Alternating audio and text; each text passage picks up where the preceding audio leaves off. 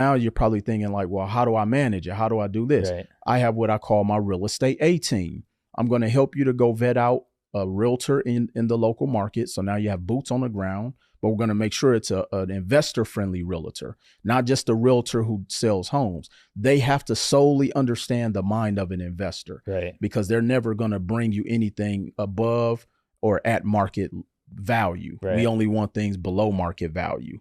Secondly, we're going to find a property manager. That is the glue to your real estate business. They're your eyes and ears. You don't want to get a call while you're at Disney with your family about a toilet.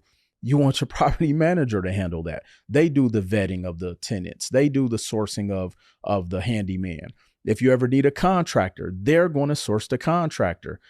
You don't have time to be flying back and forth to middle of America trying to source contractors, because they will take advantage of you if they know you're not there. You're going to find a good home inspector. This is the person who is going to inspect the property before you even make a decision on if you're going to buy it or not. You're going to have a great lender. Make sure you get the best rates, get the best terms. They're in your best. Make sure they're a lender that works with investors, because they're not going to put you in a bad deal. And that's the other reason why I like debt service coverage ratio loans, or which is commonly referred as DSCR loans, because they won't finance a bad deal. If the deal doesn't debt service, they won't finance it. And so now we've figured out the price point you'll get in. We know that they'll always cash flow. We're going to build your real estate A team. And so now all you have to do is focus on scale.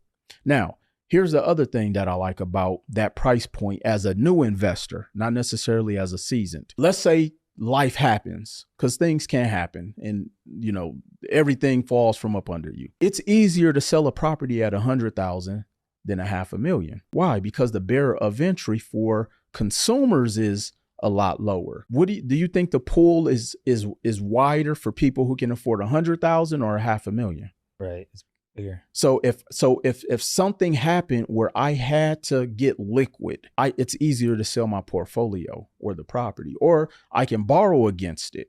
So that's how I teach someone to kind of look at it and evaluate it. I showed them how to build it as a business. I showed them how to delegate, and you don't pay any of those people unless you get paid. Right. So it's not like you're paying them up front. You don't pay the realtor up front. You don't pay the property manager up front. You do pay the home inspector, but he's going to protect you and probably help you get the property cheaper.